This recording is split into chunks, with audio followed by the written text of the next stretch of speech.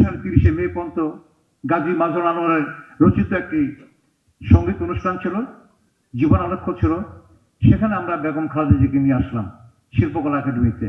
এই শিল্পকলা একাডেমিতে বেগম জি আসলেন এবং সেই সময় আমরা দেখলাম যে ছাত্রাসার পক্ষের যে গ্রুপটা ছিল তারা এবং যারা নুরুল শিশুর পক্ষে যারা ছিল সমস্ত লোকজন সব বেগম জিয়াকে রিসিভ করার জন্য পাগল হয়ে গেলেন। অর্থাৎ জাতীয় একটা ঐক্যমত সৃষ্টি হলো দলের মধ্যে, তেমনি জাতীয় ঐক্যমতের প্রতীক ছিলেন বেগম খালেদা জিয়া, যে কথাটা একটু আগে আমি বললাম যে আমাদের অভিভাবক ছিলেন। বাংলাদেশের দুঃসময় দেখলাম অনেক স্মৃতি আছে। জামালপুর একটা মিটিং করতে গিয়েছিলাম আমরা, তখন এরশাদের শাসন আমলে 88 সালে নির্বাচন হবে, নির্বাচনের অর্ডিন্যান্স জারি করলো যে এই নির্বাচনের বিরুদ্ধে যারা করে তাদেরকে 7 বছরের কারাদণ্ড দেওয়া হবে। বেগম জিয়া বললো এই কারাদণ্ড মানি না, মাসুলও ভায়োলেশন করে আমরা আন্দোলন করতেছি, কিসের কারাদণ্ড? মাসুলকে কিন্তু ভয় পাই না আমরা। তো বেগম জিয়ার নেতৃত্বে আমরা গেলাম। বিচারপতি টি এস খান ছিলেন, ডক্টর খন্দকার মোশাররফ হোসেন ছিলেন, আমাদের ব্যারিস্টার আব্দুল সালাম তাবদুল সাহেব ছিলেন, তার সঙ্গে সহযাত্রী জিয়া রহমান সাহেব ছোট ভাই কামাল সাহেবও ছিলেন। আমরা জামালপুর মিটিং করে ফিরতেছি, এর মধ্যে মির্জা গোলাম হাফিজ সাহেব, তখন তো আমাদের মোবাইল টোবাইল ছিল না, ল্যান্ড ফোনে জামালপুরে যে আমাদের বিএনপি নেতা ছিলেন অ্যাডভোকেট সুবহান সাহেব এমপি, সাবেক এমপি, তাকে টেলিফোনে বললেন যে বেগম জিয়া সহ গাড়ি বহরে যারা আছে তাদেরকে গ্রেফতার করা হবে। সেই সময় আমরা রাত্রে অনেক রাত্রি যখন আসলাম, টাঙ্গাইল হয়ে কালিয়াগড়ে যখন আসলাম, তখন অনেকগুলো ট্রাক ব্যারিকেড দিয়ে রাখলো।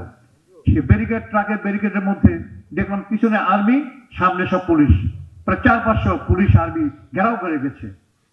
তো একজন পুলিশ অফিসার এসে ম্যাডামকে বললেন, ম্যাডাম আমার দুর্ভাগ্য, আমি যদি মাটি দুভাগ হয়ে যেত, আমি যদি মিশিয়ে দিতে পারতাম। তো ম্যাডাম তাকে চিনতেন। পরে বললেন যে উনি ম্যাডাম এডিসি ছিলেন, জিয়া সাহেব কামরুল এডিশনাল এসপি ছিলেন। তো উনি এই কথা বললেন কি আর্মি নির্দেশ করছে বেগম জিয়াকে গ্রেফতার করে নিয়ে যাবে। এখন বেগম জিয়াকে নিয়ে গ্রেফতার করে নিয়ে যাবে, আমাদেরকে নামায় থানা রাখলো।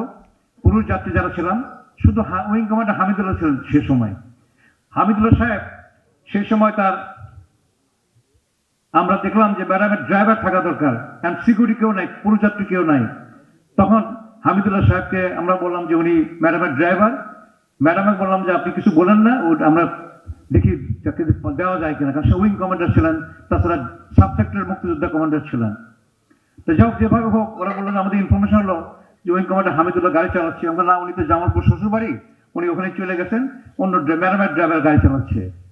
পরে ম্যাডামকে কর্ডন করে আর্মি নিয়ে গেল রাত্রে 12টার দিকে, আমাদের 1টা-2টার দিকে টঙ্গী থানায় নিয়ে আসলো। ভোরবেলা টঙ্গী থানা ঘেরাও হয়ে গেছে।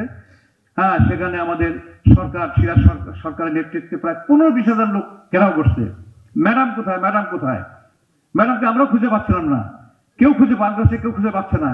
সারা বাংলাদেশে মিছিল শুরু হচ্ছে ঢাকা শহরে, ম্যাডামকে খুঁজছে। তারপরে আমরা 4 দিন না 3 দিন পরে, 4 দিন পরে দেখলাম ম্যাডামকে ছেড়ে দেওয়া হলো। এই আন্দোলনের মুখে ছেড়ে দিয়ে তাকে ছেড়ে দিলেন ম্যাডামকে।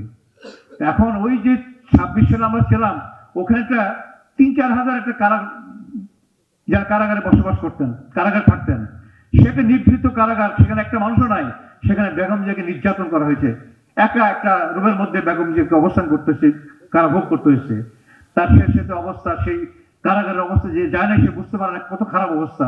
সেই অবস্থায় তাকে কারাগারে রেখে মৃত্যুর মুখে ছেড়ে দেওয়া হয়েছে। এই দায় কিন্তু শেখ হাসিনা এড়াতে পারবে না। আজকে আমাদের নেত্রী নেই, আমাদের ভালোবাসার মানুষ নাই। 5ই আগস্টের পরে যখন বাংলাদেশ তাকে দেখলো বা প্রতিহিংসা চলছে সারা বাংলাদেশ, তখন বেগম জি একটা বাণী দিলেন, ভালোবাসার বাংলাদেশ। তিনি বললেন প্রতিহিংসা নয়, আসেন আমরা সবাই মিলে দেশটা গড়ে তুলি, ভালোবাসার বাংলাদেশ আমরা গড়ে তুলি। এটি তো নেতৃত্বের ব্যাপার, এটি তো বিকাশ, এটি অভিভাবকের সুলভ বক্তব্য।